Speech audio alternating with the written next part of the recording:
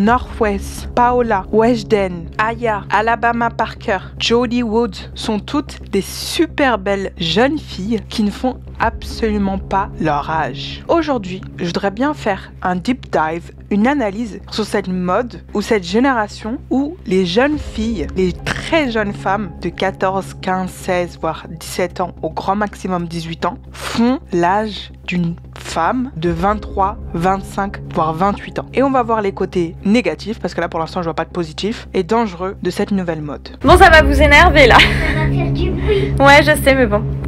Aya fait son brushing dans sa chambre. Vous allez avoir un problème avec ça aussi. J'ai le droit de le faire quand même. Ça, je pense que oui. On va pas m'interdire de me sécher les cheveux. Bon, elle a reçu son cadeau d'anniversaire, donc c'est son grand miroir comme ça pour aller sur sa coiffeuse. Donc là, on va tout ranger sur son bureau. C'est parti. Savage love you, girl, you know that savage love you. Gotta turn my bitch up, turn my... If you have a problem with me, text me. And if you don't have my number, you don't know me well enough to have a problem with me. Des choses à fond, quand j'arrive on dit c'est qui cette beauté. Beau visage pince en teint fond, je suis trop fraîche bébé. Don't motherfucking worry about me, worry about your bitch. Ooh, I got that shit on, walk away video, ass fat, how long, my nigga.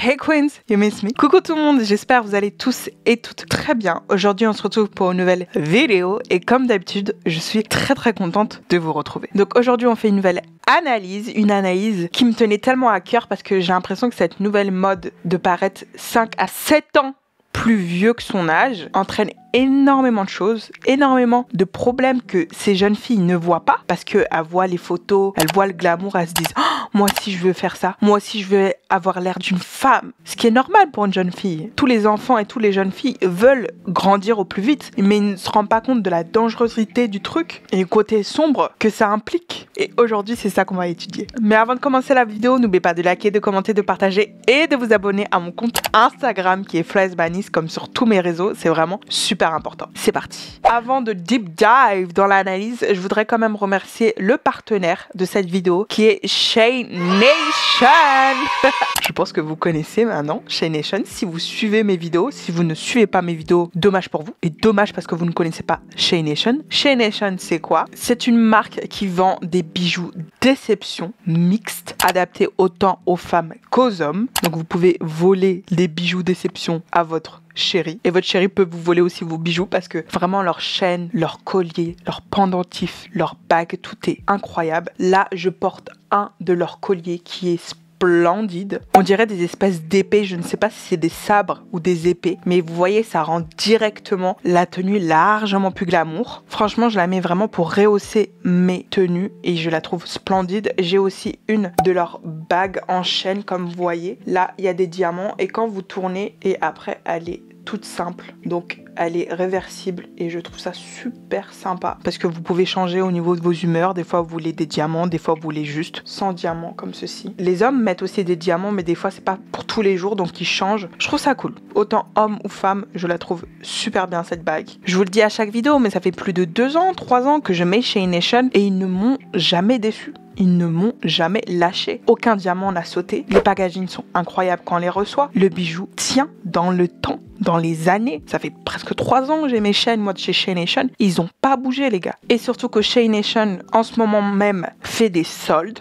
Donc, c'est le moment de se ruer. C'est le moment de se ruer sur le site. En plus, il y a bientôt la Saint-Valentin qui arrive. Donc les petits cadeaux. En plus, vous pouvez personnaliser les cadeaux sur Shea Nation. C'est très bien. Vous pouvez rajouter un petit mot lors de l'envoi du colis. Vous avez un petit mot personnalisé que je trouve ça super mignon. L'attention, pépite. Le packaging, quand vous allez le recevoir, c'est des Apollo box. Donc, c'est des box absolument splendides avec de la lumière. Enfin, il y a vraiment une excellente qualité quand on reçoit le bijou en lui-même. Que ça soit le bijou, la box, tout est super bien fait. Les bijoux sont garantis à vie. Si vous avez quoi que ce soit comme problème, vous contactez directement Shea Nation, ils vous remplacent le bijou. Mais tellement ils ont confiance en leurs bijoux et vous le garantissent à vie. Et il y a très peu de chances qu'il y a quoi que ce soit de mal parce que les bijoux sont trop bien. Dans 10 ans, 15 ans, vous avez un problème, vous changez. Que demander de plus? Donc, allez-y, vous avez les soldes. En plus, vous avez l'offre un bijou acheté, un bijou offert qui sera parfait comme cadeau pour la Saint-Valentin ou pour vous-même parce qu'on n'a pas besoin d'un Valentin pour s'offrir des cadeaux. Ou vous avez moins 30% sur l'ensemble du site avec ce code promo qui est solde 30. N'hésitez vraiment pas à l'utiliser et je vous mettrai de toute façon tout en barre d'infos. Donc voilà, merci encore Shea Nation de collaborer avec moi et de me faire confiance pour cette vidéo. C'est parti! On a pu voir fleurir une nouvelle génération. Cette génération est née avec de la technologie, avec iPad, téléphone et ordinateur. Ils ont été mis en contact avec ces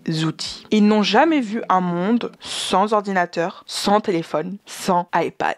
Et c'est quand même fou parce que moi, j'ai été de cette génération où, pour appeler, c'était le téléphone fixe. Il y avait un téléphone mobile, certes, mais c'était les parents qui avaient ça. Et c'était vraiment les anciens téléphones mobiles à clapper, quoi. C'était vraiment pas les iPhones, etc. J'ai vu l'arrivée du premier ordinateur chez moi. C'était un Toshiba, je me rappelle même de la marque, et c'était le premier ordinateur mobile qu'on avait à l'intérieur de notre maison. Avant, on allait dans les espèces de cyber pour jouer, pour envoyer des mails, etc. Mais pour vous dire que moi, j'ai vécu une vie sans tout ça, et c'était incroyable. Et je suis très très chanceuse. Alhamdoulilah, je me trouve très chanceuse d'avoir vécu cette vie sans ordinateur parce que c'était totalement différent. Enfin, pour se rejoindre, fallait appeler le fixe, fallait connaître. Il y avait le système de cartes aussi, on avait encore les cartes. T'appelais la personne, je suis arrivée, faut que t'ailles à gauche, faut que t'ailles à droite. Il n'y avait pas les GPS et tout, enfin c'était incroyable. Et je me dis, comme nous on a vécu dans ce monde-là, certes on est une génération quand même accro au téléphone, mais moins que cette génération maintenant, parce qu'on a quand même vu l'arrivée des mobiles, etc. Maintenant cette génération-là, qui n'a pas vu ce monde avant les téléphones, avant les iPads, ont des points positifs et négatifs. Point positif, c'est qu'ils vont se développer largement plus vite que d'autres. Il y a plein de bébés où tu les vois, ils sont là 3 ans, 4 ans, ils tapent sur l'ordinateur, ils tapent sur l'iPad comme s'ils ont fait ça toute leur vie, comme si c'était des gens de bureau, comme s'ils étaient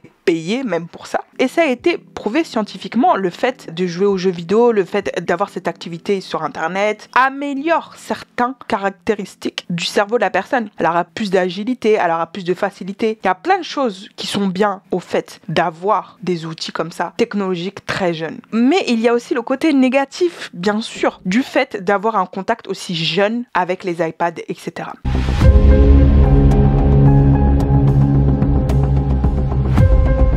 Il y a plein d'enfants maintenant qui ne parlent pas parce qu'on leur a mis, avant même les 4 ans, dans les mains un iPad.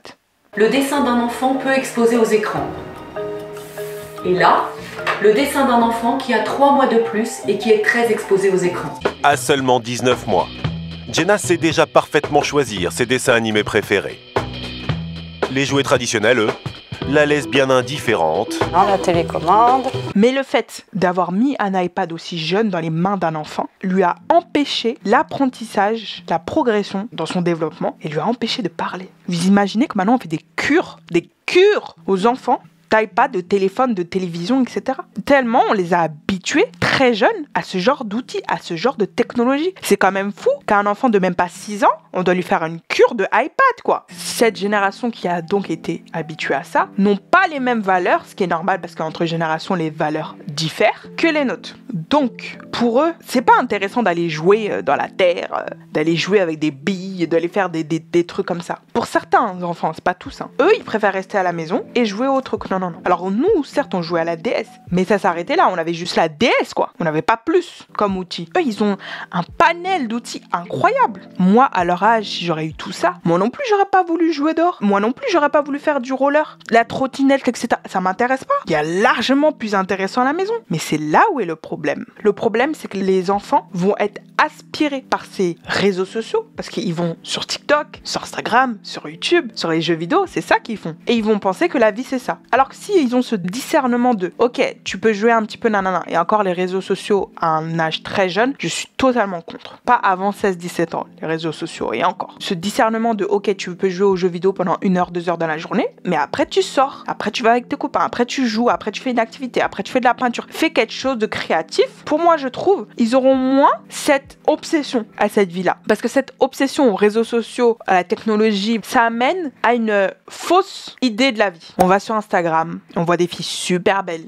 avec des corps parfaits, une peau parfaite, des cheveux parfaits, tout est parfait, leur vie est de luxe, ils s'achètent des trucs de ouf. Et les jeunes filles, les jeunes garçons, ils se disent oh, moi aussi je veux ça comme but dans la vie. Il y a plein de gens maintenant qui veulent être influenceurs, youtubeurs, mais le nouveau métier c'est je veux être influenceur. Parce que les enfants sont nés avec YouTube en fait. Tout le monde se fait des injections aux lèvres comme si c'était du pain. Allons nous faire des injections aux lèvres alors qu'on n'a même pas 16 ans. Parce qu'il y a plein de comptes Instagram totalement illégaux qui vont me piquer avec leur seringue sans me demander ma carte d'identité et m'injecter des trucs dans le visage alors que je ne suis même pas développée. Voilà, c'est ça moi qui me fait peur. Maintenant, on se retrouve, comme je dis, avec des Northwest, Jodie, Alabama, qui sont des très jeunes filles. Mais des fois, il y a des tenues. Ok, elle a de l'argent. Northwest, ok, elle a de l'argent. Elle s'amuse. Elle peut faire toutes les tenues. Ok. Mais des fois, c'est trop. Des fois, c'est des tenues qu'une enfant ne devrait pas porter. Quand on voit le parallèle entre les enfants de Courtney, qui ont exactement le même âge que Northwest, à quelques années près,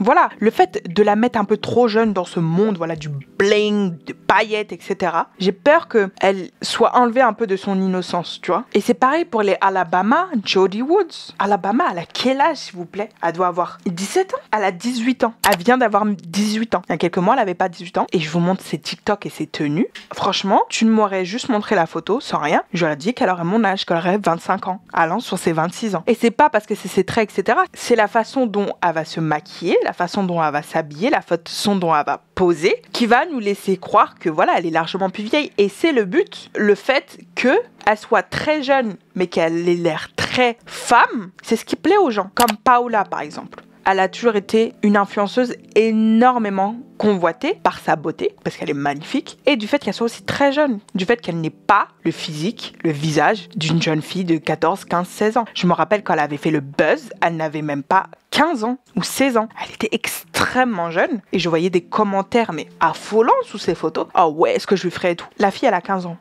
Elle a 15 ans. Et moi, c'est ça qui me fait peur et qui me dégoûte en même temps, c'est que tu vois sous les posts de Northwest, Alabama, plein de gens qui ont été exposés beaucoup trop jeunes. Ce sont des lolitas. Moi, j'appelle ça des lolitas parce que c'est des jeunes filles qui se comportent comme des femmes alors qu'elles ne sont pas encore arrivées au point de femme. Et plein de personnes malveillantes qui commentent en dessous de leurs photos parce que ça plaît. Ce genre de profil, ce genre de stratégie marche. Par exemple, Weshden. Weshden a toujours mis le flou sur son âge et a toujours mis en avant sa beauté. Les gens, ils kiffaient parce qu'elle faisait de la musique, certes, elle était jolie, mais surtout, on savait pas quel âge elle avait. Les gens, ils kiffaient, ils disaient oh, elle a quel âge? Elle est trop fraîche. Est-ce que je peux sortir avec elle? Est-ce que je peux pas sortir avec elle? C'est l'interdit et c'est la perversité de la personne. La perversité de cet interdit-là, moi, qui me fait peur. Parce que ça a marché aussi avec Britney Spears, avec plein de stars, du fait qu'elles ont ce côté jeune, fragile, pur, mais qu'elles ont un comportement de femme épanouie, revendiquant un peu sa sensualité, enfin ce comportement-là, moi me fait peur parce que les jeunes filles vont penser que c'est la norme, vont se dire oh moi je vais pas faire du vélo, faire une soirée pyjama comme tout le monde, nous on avait du maquillage clair, il y avait rien sur les paupières, c'était juste de l'huile avec des paillettes, elles vont faire un full face. Maintenant on trouve des jeunes filles de 15 ans s'achetant des full face à Sephora alors qu'à 14-15 ans tu commences à mettre du mascara, tu vois. Et j'ai peur qu'elle rate, tu vois, ces étapes-là super importantes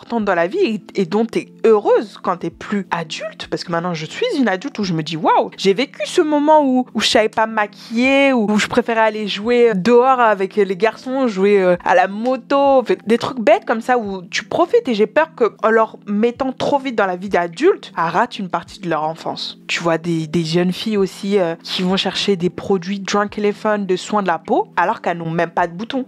Mais parce que c'est à la mode sur Instagram, mais parce que c'est à la mode sur TikTok de faire des routines Drunk Elephant, Glow Recipe, elles vont acheter bêtement sans vraiment avoir besoin des produits. D'ailleurs, c'est deux marques que je kiffe pour ma peau, hein. Drunk Elephant et Glow Recipe. Je vous kiffe. Mais c'est des trucs où maintenant, il y a beaucoup d'ailleurs de Sephora qui se plaignent que leurs clients, c'est des adultes, mais maintenant ça monte à 40-50% des jeunes filles qui n'ont pas Normalement, elle se maquille à ce moment-là, pas faire des full face, beat, fond de teint, anti-cerne, contouring, blush, bronzer, lip gloss, etc.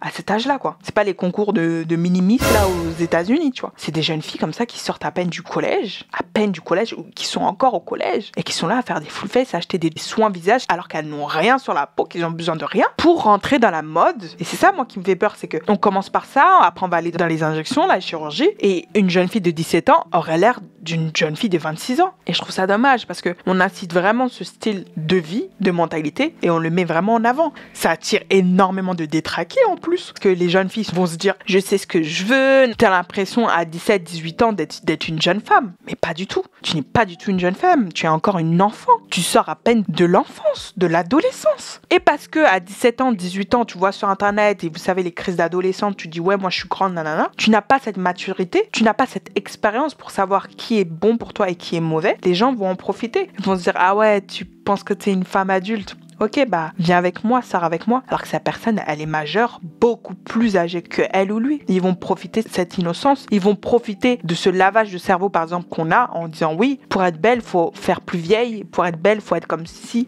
Pour être belle, faut que tu fasses ça. Non. Moi, c'est ça qui me fait peur. C'est surtout ça, que les gens en profitent de cette mode de paraître 5, 6 ans, 7 ans plus vieille que ton âge, quoi. Si un jour j'ai une fille et je vois qu'à 14 ans, elle se maquille plus que moi, elle est là à faire des TikTok dans des tenues, où je la regarde, je me dis, elle a pas 14 ans, elle a 21 ans. Je vais dire non. Tu te démaquilles, tu vas jouer aux poupées, tu vas jouer aux Wings, comme toute fille de 13, 14 ans en fait. Dans 4 ans, 5 ans, oui, tu pourras te maquiller un petit peu plus, tu pourras sortir un petit peu plus. Mais non, pas à 14 ans en fait. T'as les cours, t'as plein d'autres choses à faire que ça. Cette technologie qu'on leur a mis trop vite engendre beaucoup de choses. Il y a eu un TikTok qui m'a choquée d'une page de famille. Déjà, les familles sur les réseaux, moi je trouve ça très limite, parce que les enfants ne devraient pas être exposés sur les réseaux sociaux. Ils devraient être exposés à partir de 18-19 ans déjà, quand ils sont majeurs, et quand eux, ils l'ont décidé. Parce qu'ils sont quand même sous l'influence des parents, je trouve. Ils n'ont pas encore ce discernement, même s'ils vont dire « Ouais, moi j'aime trop, j'aime trop ». T'es jeune, mais ça se trouve, tu n'aimeras pas. Plus tard, tu regretteras cette action. C'est pour ça que je préfère vraiment que les enfants soient montrés à partir de 18 ans et que c'est vraiment eux qui l'ont décidé. Je suis tombée sur cette page où il y avait la chambre d'une enfant. Et au début, je croyais que c'était la chambre de sa mère. Parce que j'ai vu la commode avec plein de make-up. Je me suis dit « Oh, c'est rien, c'est enfantin, c'est juste une enfant qui est en train de jouer avec le maquillage de sa mère. » On l'a toute fait. Et c'est un moment convivial, intime entre mère et fille. Je me suis dit, c'est trop sympa et tout. Jusqu'au moment où je me rends compte en fait que c'est la commode de la fille, de la petite fille, qui ne doit même pas avoir 11 ans, 12 ans. Elle a du maquillage comme si elle en avait 19. Ça va me dire, oui, c'est pour le fun, oui, mais elle sort pas avec et tout. Même si elle sort pas avec, elle a pas à avoir autant de maquillage comme ça, à même pas 11 ans. Elle va se dire, dans 2-3 ans, moi, je peux sortir avec, tu vois. Le fait de lui donner ce goût-là, cet avant-goût trop jeune de autant de maquillage, et c'est du vrai make-up, un vrai fond de teint, vraie poudre, vrai anti-cerne, contouring et tout. T'as pas à donner ça à une fille de même pas 11 ans. Si tu veux lui faire un petit truc très mignon, avec une commode, voilà, des lumières et tout, ok, y a pas de souci. Je vois aucun mal dans ça, mais prends-lui une toute petite palette qui a rien comme fard à paupières juste pour jouer. C'est comme les trucs de nourriture, de prendre une fausse cuisine avec de la fausse nourriture. Tu vas pas lui donner des vrais poulets, des vraies frites et tout. Non, en fait. Et j'ai vu ce TikTok, j'étais choquée. Quand je me suis rendu compte que c'était le maquillage de la petite fille, je me suis dit, what? Elle a autant de make-up que moi.